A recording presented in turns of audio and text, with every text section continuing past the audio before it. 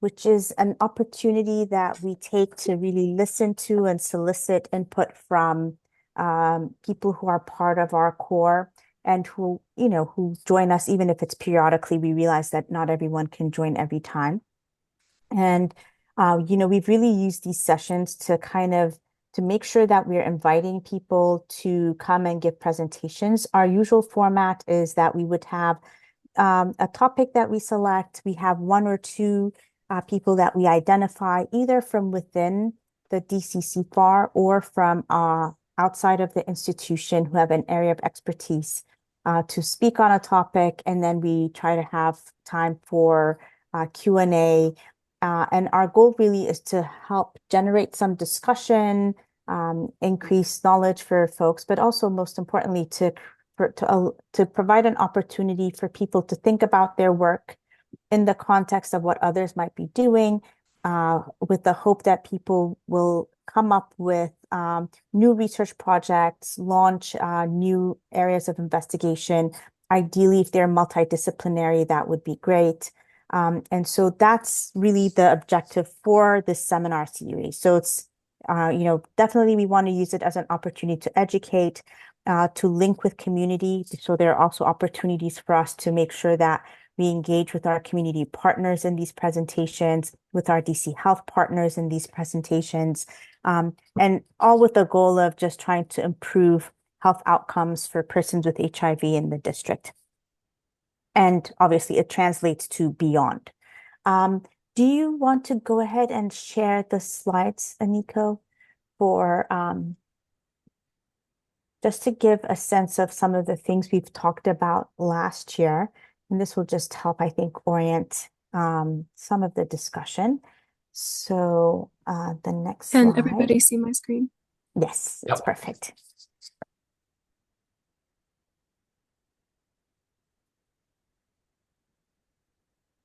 So, so you can see here some of the topics that we covered last year included conversations on study design, study analysis, designing surveys. So our first and our last, I think, topics of the year were oriented around this area. We've done highlights from ID Week, which we always think is a good opportunity for us to stay up to date with what's happening. And Dr. Seeger and Stone, who trained with Dr. Siegel, presented work that was kind of cutting edge, being newly shared at ID Week. We hope to have those sessions again this year. We don't do it for CROI because the larger DC CFAR usually has a follow-up meeting for CROI. So we defer to that main meeting and we don't do a separate one. Then we had a couple of basic science ones looking at the impact of acute and early ART initiation, really focusing on neutralizing antibody responses because these are in the clinical pipeline now being developed for use. And we thought it would be important for us to understand when would this be appropriate in one context, and are there things that we can do to contribute to this knowledge? There was another session on models of care. And again, this directly pulls in from our community partners who are also part of our CFAR. I think we had folks from Us Helping Us, and a couple of other folks who were involved in these conversations.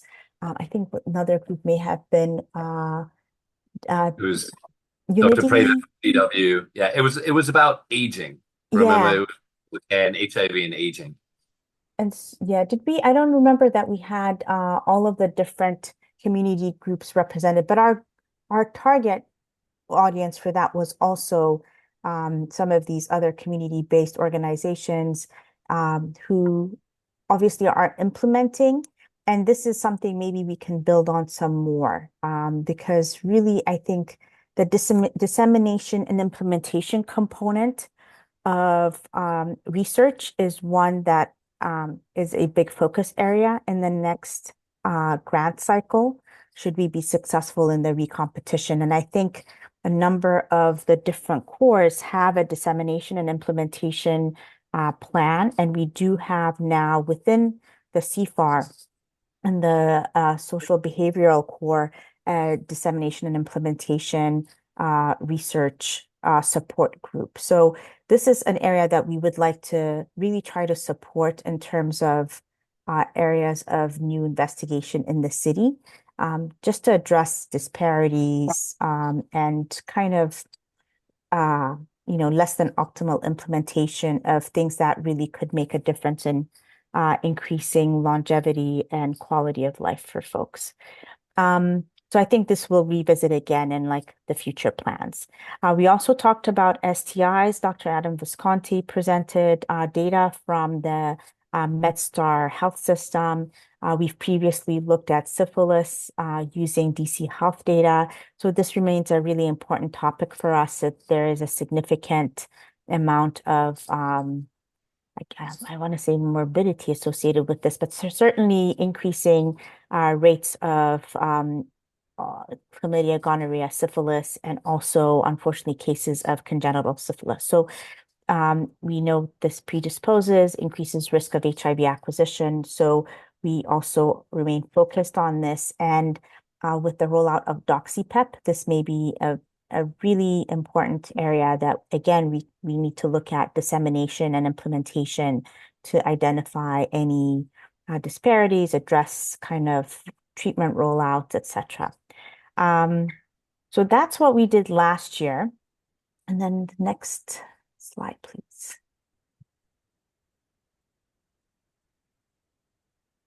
So we wanted to then open up, having seen that, we wanted to just have these questions up and see if there are things that that you think are important for us to talk about, to address in a CPS core session, topics that you'd like to have covered. I think this is something we wanted to talk about.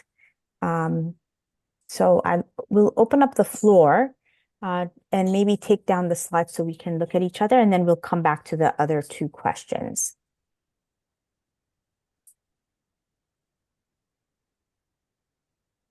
And we've talked amongst ourselves. We have things in our application that we certainly can bring up here. But are there things that come to mind that people think are really important for us to consider?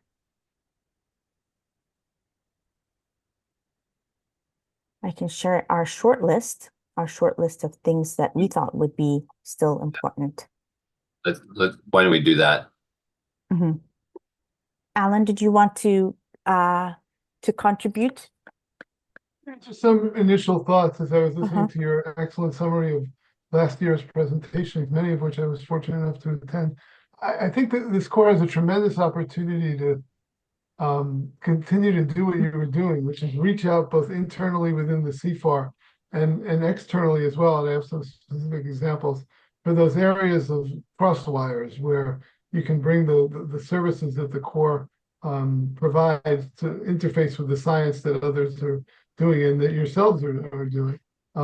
Internally, Dr. Kasai has been superb at looking for interfaces with the women in HIV segment.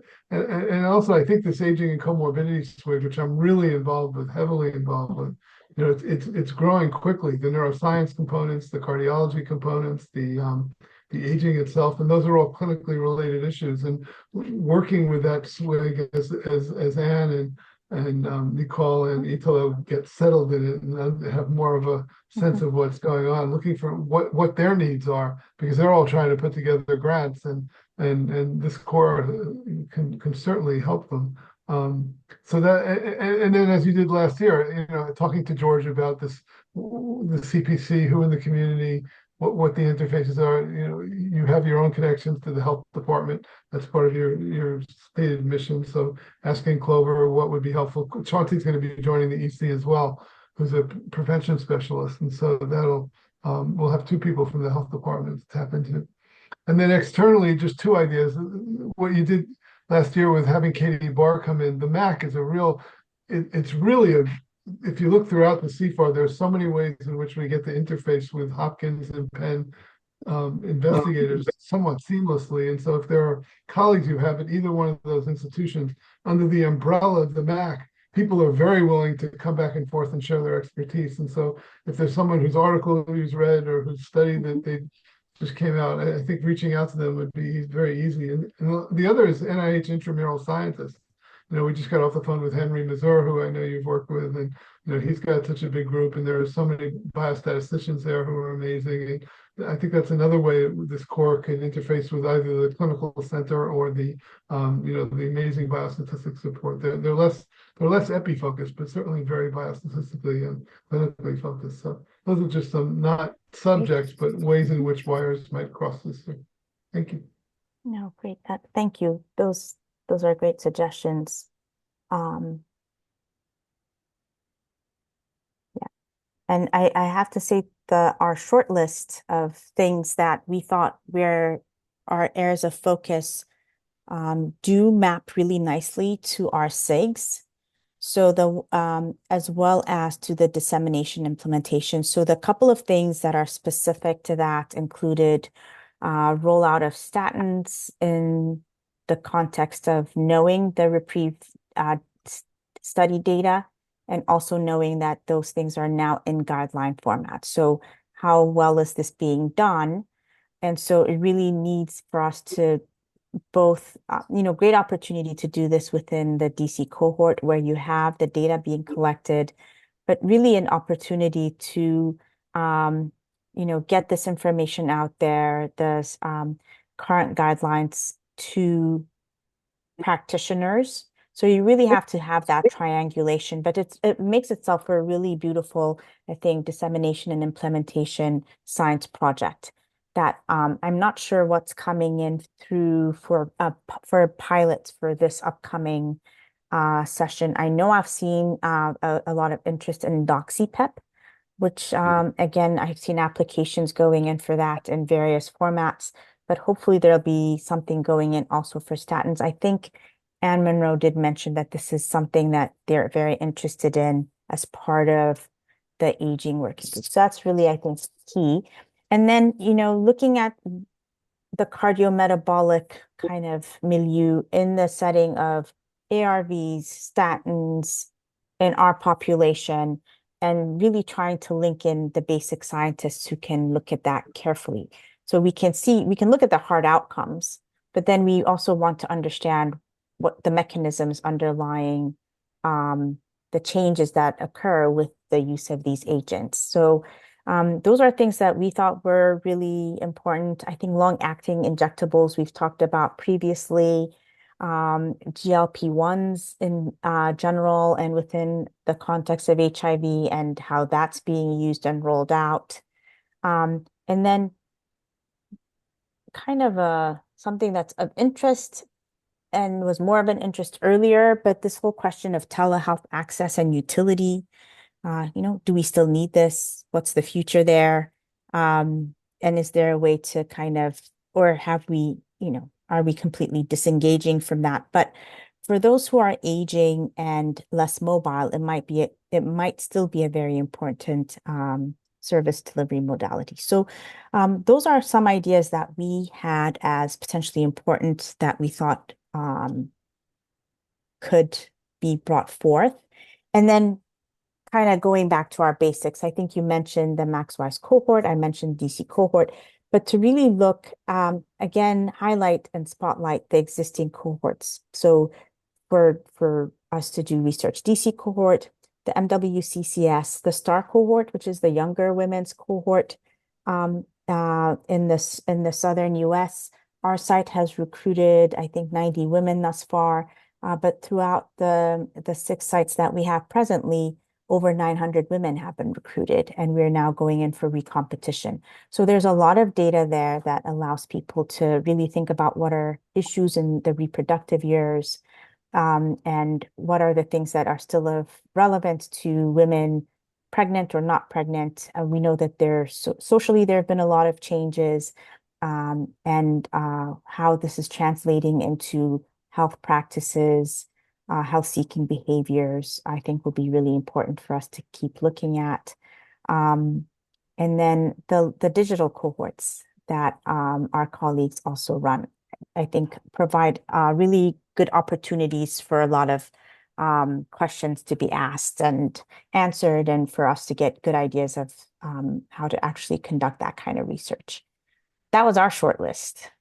And I don't know, Dr. Mayer, maybe we can ask you what kinds of things, how much of this would cross-pollinate with your site, for example? We have different type of research. Most of our research is directly involved with ENACORD, which is a bigger core that is from North America core that is part from the idea. We all deal with this issue with aging, mental health conditions.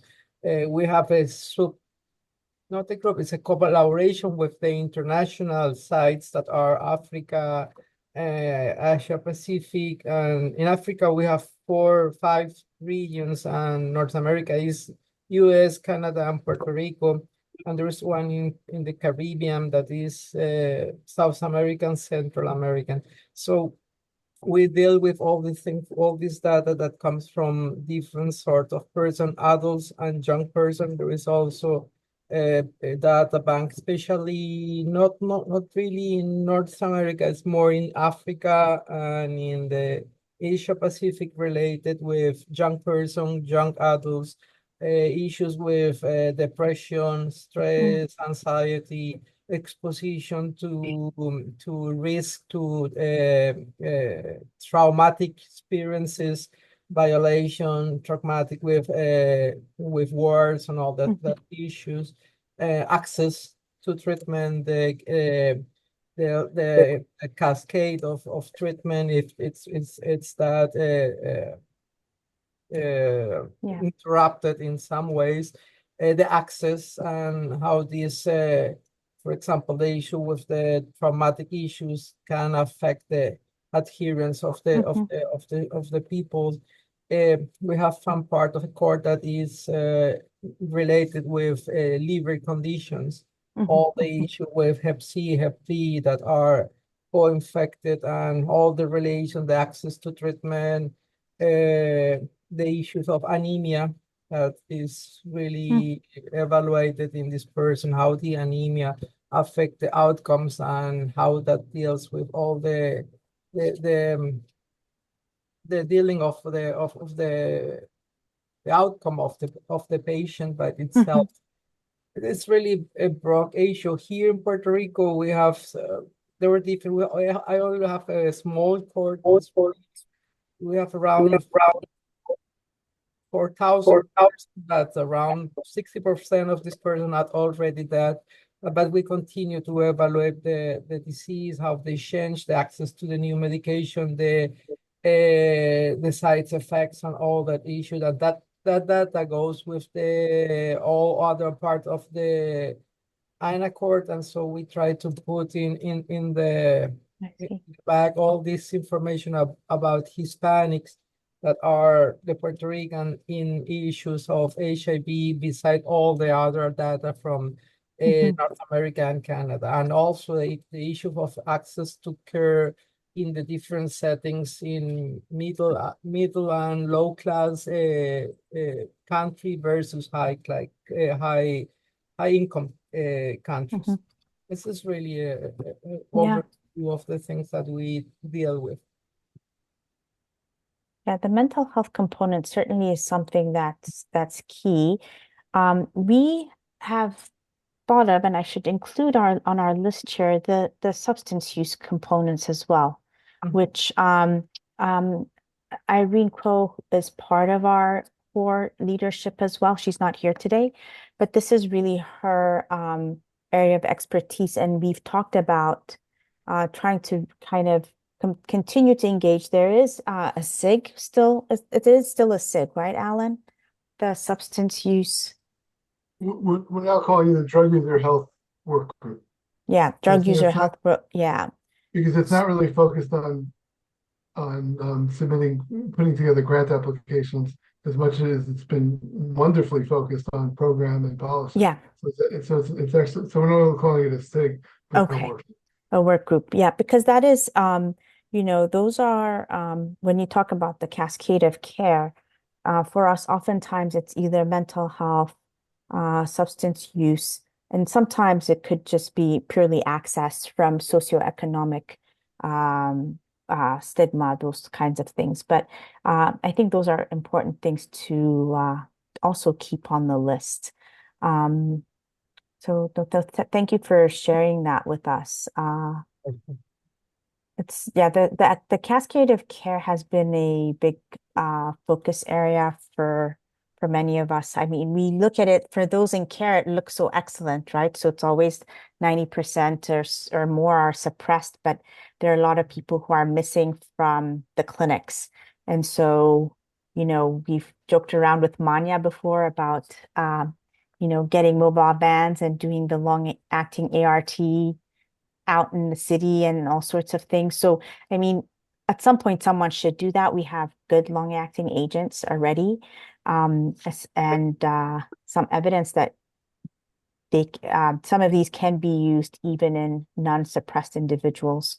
So I think that that's emerging and will be important to kind of get to the last 30% or so of people who are still not suppressed. We also have there's a lot of focus in cancer, all Cancer, yeah. neoplasms, all the things, cancer on all how it's go through. And with the issue of injecting drug use that comes with Hep C, and also with the issue of cognitive impairment in these patients also. Mm-hmm. Yeah. So I think maybe centering some of our work, I think what we tried to do last year was to collaborate with the aging SIG to kind of put something together. Maybe Mark, the other group we can do that with specifically is with the uh, neuroscience working group, because there are a few, I mean, there are different projects I know people are working on. And we can either focus on that or also bring in external folks to really talk to us about some of the resources, the science, the work. I found with neuroscience, there are a few groups that do it really well and that are very dominant in the field. But I think we also have good equipment that lends us to being able to do a lot of the work as well in collaboration. So that I think that one, those are, I think, kind of marrying in what I'm hearing about things that are clinically relevant to resources that we have.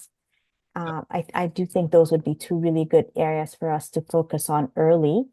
We talked about a little bit, I mean, in the topic of HIV and cancer, I mean, best practices for just all kinds of cancer screenings, right? Cervical cancer screening, breast cancer screening, anal cancer screening.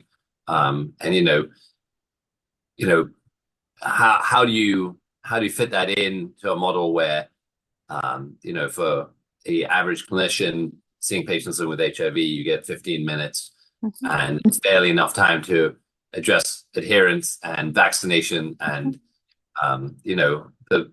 I would say a good 50% of my patients either don't have a primary care doctor or have one that's assigned, but they never see and can't get in. And so they rely heavily on the ID practitioners to fulfill those needs. And it's a burden that I think that the ID practitioner then, struggles to juggle. And I know that as much as I believe in anal pap smear screening, it is something that is an afterthought in most visits. And unless you might be doing screening for something else like STIs, you're unlikely to even think about it. And I think it's an important topic. And I think, we know from the ANCHOR study that it has significant benefit, especially in patients with, high-grade dysplasia.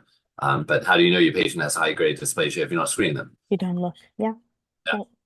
They'll come in after it's really high morbidity at that point, cancer that needs surgery and has a lot of effect on quality of life. I think those are it's actually interesting that the screening recommendations are mostly for patients over the age of 35, but the patients, I think the majority of patients I've seen have been younger. and probably younger than 35 with devastating disease by the time they present. Yeah. Yeah, I think so a lot of these, I mean, there's a huge dissemination part in this because we're not even doing well what we know could make a difference. I think for some of these, the pilot grants would be really good opportunities because these aren't I mean, I think there's increasingly an acceptance of some of this dissemination implementation type of research. And I think the new NIAID leader is a dissemination implementation scientist. So hopefully, there'll be a swing in the pendulum a little bit more to this funding this kind of research. But if not, R01s, R21s, R03s, even with our pilot data, with the pilot funding, it would be really nice to support this kind of work because until we do it, and to at least try certain models to expand it, or we become the experimental sites ourselves. Henry Mazur, when they were rolling out Hep C treatment, they designed this beautiful study where they were having primary care doctors and then ID doctors co-treat Hep C patients, and they found that there was no difference in outcomes. And there was, it was delivered well. You had high cure rates in both arms, safe.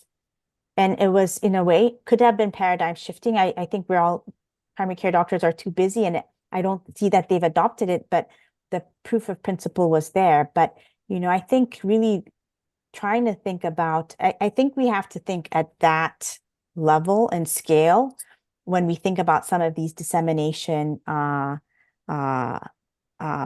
studies, because you have to have resources, and it would really help to be to create structures for the referral basis, etc.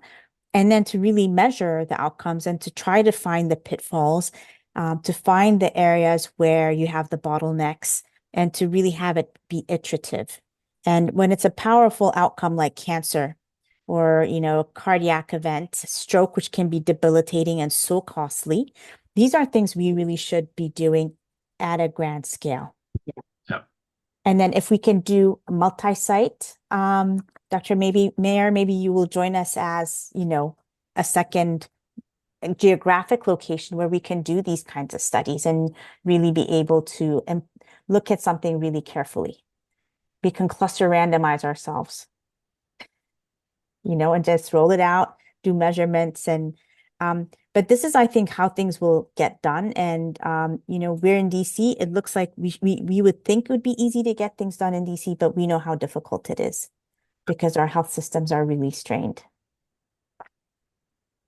And we need the community clinics and partnerships to really be involved and engaged in this work. So, okay, we'll put that also into our, I think we should really try to do some of this offline, maybe talk to some NIH program officers about kind of how receptive they would be to these kinds of things, but also a plea to you, Alan, for maybe even in the next set of announcements, the whole dissemination implementation components being supported or preferred, that might help.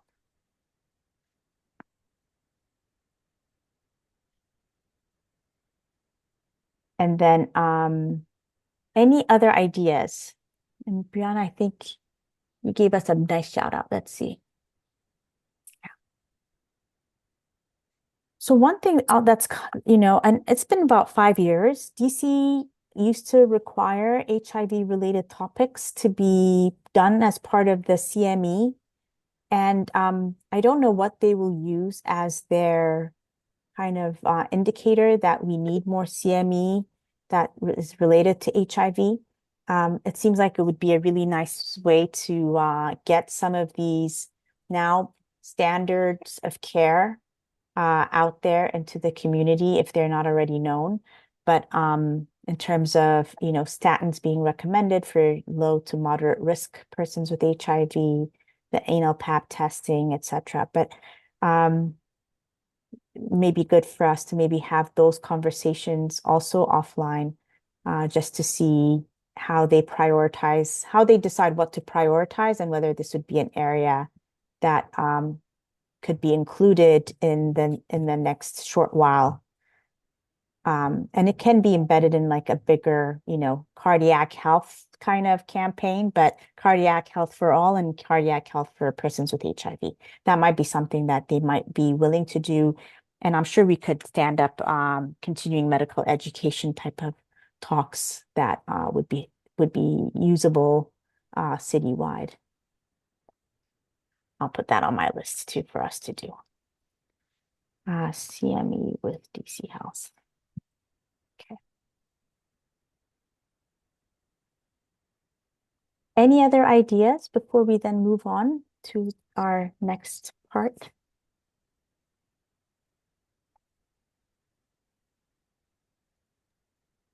The issue with the metabolic syndrome or metabolic condition, the evaluation of diabetics and all that comes with statins, the other things. Yeah. And this is a topic that also has to be, I think, focused. Yeah, that's right. Because they did see what the 3 to 4% incidence of diabetes amongst those on statins. And so you're right. I don't think we've really kind of have a very good understanding of who's more at risk and who's less at risk for this. Is it something we can anticipate? Is there some biomarker indicator that we can use so we do less harm? We don't want to give people a new condition. We do it, off without really good data behind us. We do screen, I think, in my own practice, I kind of pre-screen someone who's had a higher hemoglobin A1C. We'll say, well, maybe we should hold off. But I don't know that that's the right answer, because that may be exactly the person who actually is at higher risk, right, for an event. But I think that one is something to that. And in our population with, whatever the nutritional status is, access to different types of food, would we have a higher rate of diabetes in our setting? We don't know that either. So I think those are really important things to know and address. That again could be really nicely done. Could even be that one could be done even with electronic data, right? So even an NA Accord, if you guys are able to parse through all of that, some of those things I think lend themselves well to EMR type of analyses.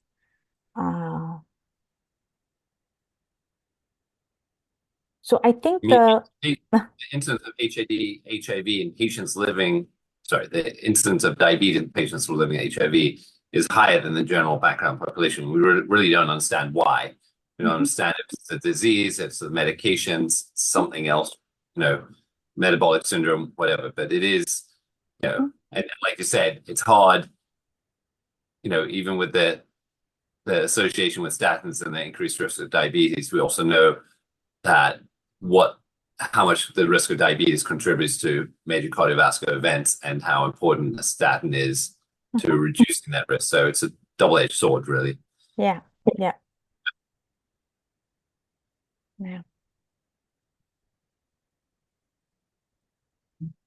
So good. No, I think this is great.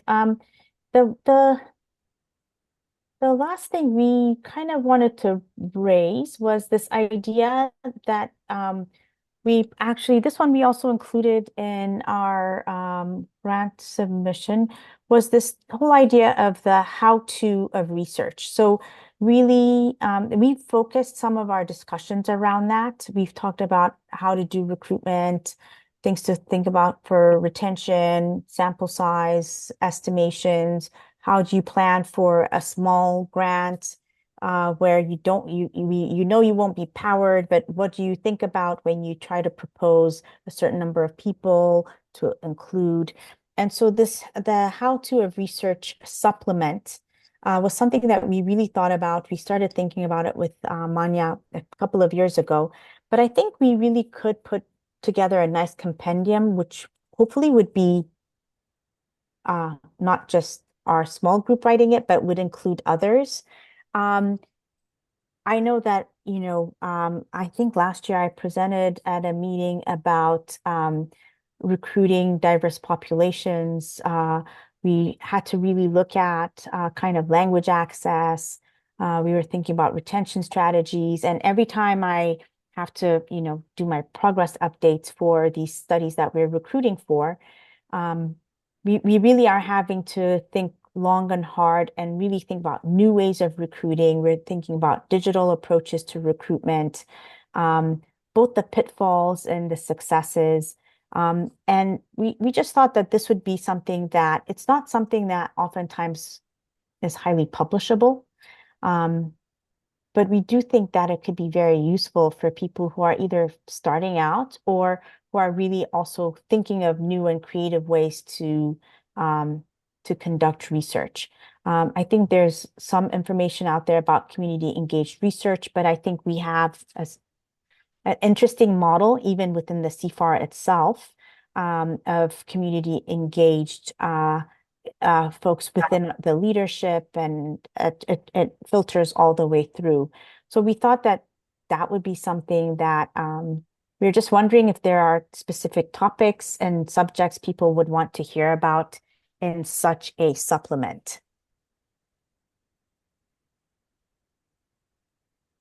Really, how would this is similar or different to what the social and behavioral sciences core worked on with the community last year, where they put together sort of a compendium? How would this be? So I think it would be, I think it's fairly similar in terms of except that the subject matter would be wider, right? So these are things a lot, when we've had sessions on this, or we actually will do consultations with people specifically asking us about these kinds of things. How do I do this? I need more participants. How do I get to these folks? What do I do? So it's really trying to answer those questions, but in a format that's, formally written.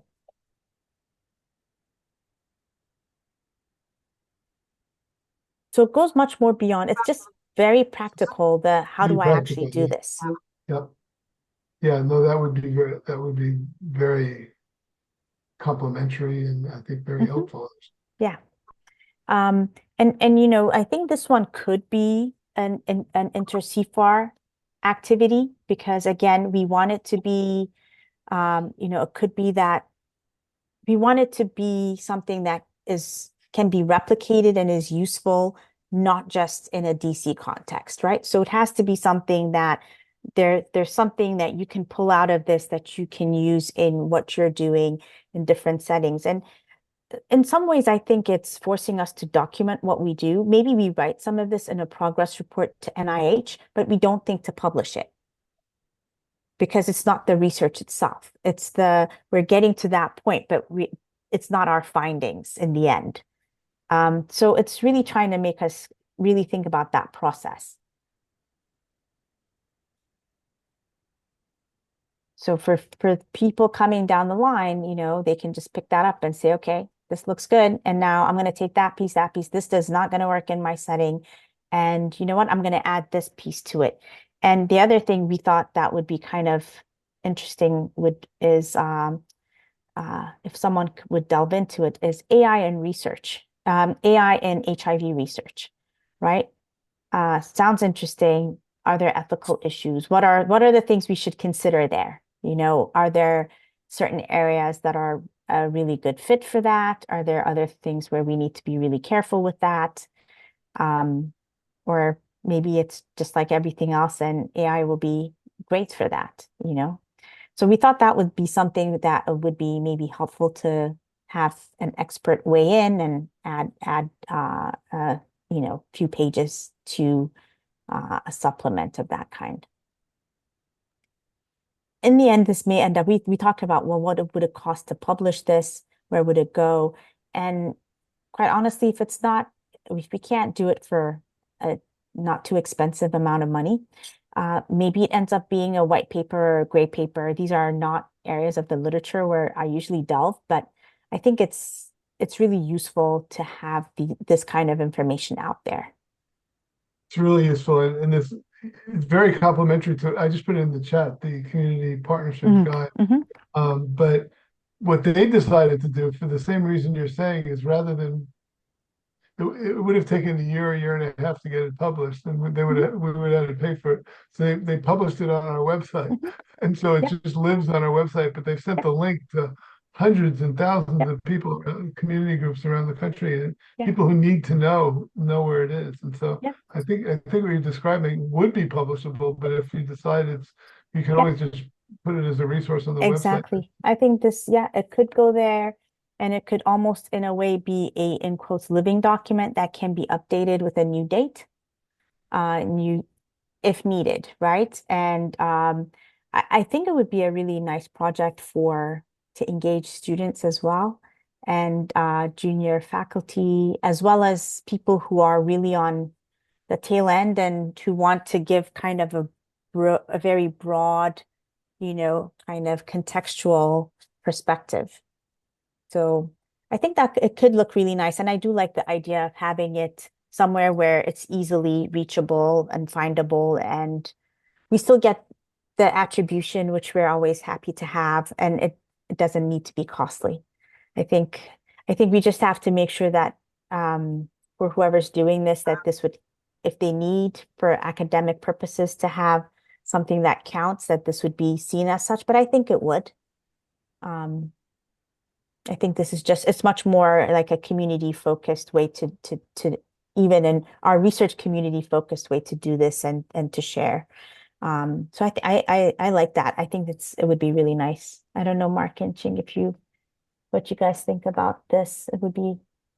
I think for junior investigators, I think we all too often kind of get thrown in the deep end and just kind of get told to just kind of learn by osmosis, where there's really not great guidance necessarily. And I think having kind of a structured document that you can reference would be extremely helpful. I remember I was somewhat lost when I was a junior faculty member, being told to write my first research proposal and submit it for funding just through the it wasn't through the CFAR, it was through Children's National, through a collaborative grant there. But I was basically copying someone else's proposal submission, and I didn't know what I was doing was right. And I think that having something that really lays out kind of the best practices would be invaluable.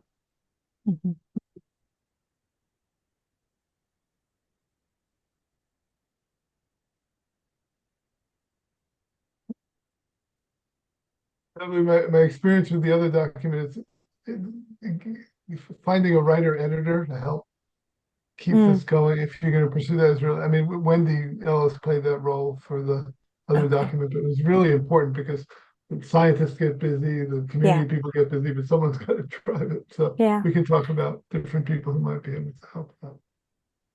Oh yeah, no, that would be great. And obviously I think it would tap into the other cores to whatever extent is they think there's material to share that but yeah, I think someone to drive it other than us would be really nice. And if Wendy's interested, I think she's really good at organizing and getting people to respond, from what I've seen. I don't know if she's available, but her or someone like her, because she was really essential to pushing this along. It was hard though. I mean, she'll tell you it took a lot of blood, sweat, and tears, but she got it done. So. Yeah. So I think, and that's why we didn't want it to be something that just lands on one set of shoulders, but really, I think things can be done collaboratively, because we have kind of mixed experience in the background, there's my experience with, recruiting women and recruiting in the clinic, both Mark, myself, Dr. Kumar, there are a bunch of people who do recruitment in the clinic. Then there's the community-based recruitment. Then there's a lot of, what Irene has done, which is really targeting specific population. So if we're looking at for persons who use substances or sex workers, they're really people who are deep in these different areas that we could probably tap into for this is what worked for me, and these are things that the best things you can do, and these are the pitfalls to avoid, kind of thing. So I'm hoping we can, and not to make it too onerous on any one person, to distribute it out, but I think we'll have to map it out first, exactly what we would want these topics to include, maybe have, a couple of meetings with different people. And we're happy to let someone else drive to Alan if you think it's better suited to be driven from another place. But No, not at all. It's your we're idea. happy to contribute. I think it's a great idea. No, I don't see people clamoring to do this, but you might get some other people to help. Yeah. Yeah.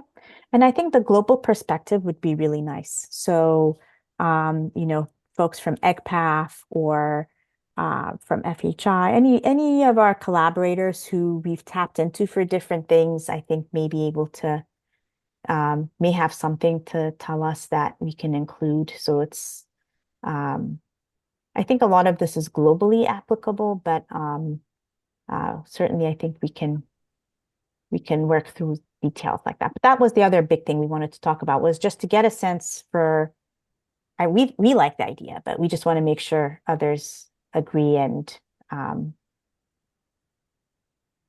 think we should go for it. Other potential allies in that would be Julie Perlowitz and Deanna Kerrigan, because they both spend a lot of time on recruitment tech, and also Nina and Gotti from AU. They've all got very creative, Africa-based recruitment strategies. So they could be helpful as well. Yeah. So these are things that they probably mention in 3 lines in their papers and move on, but it's where they spend a year of their lives trying to get it right? So it's really trying to get, I think, some of those details.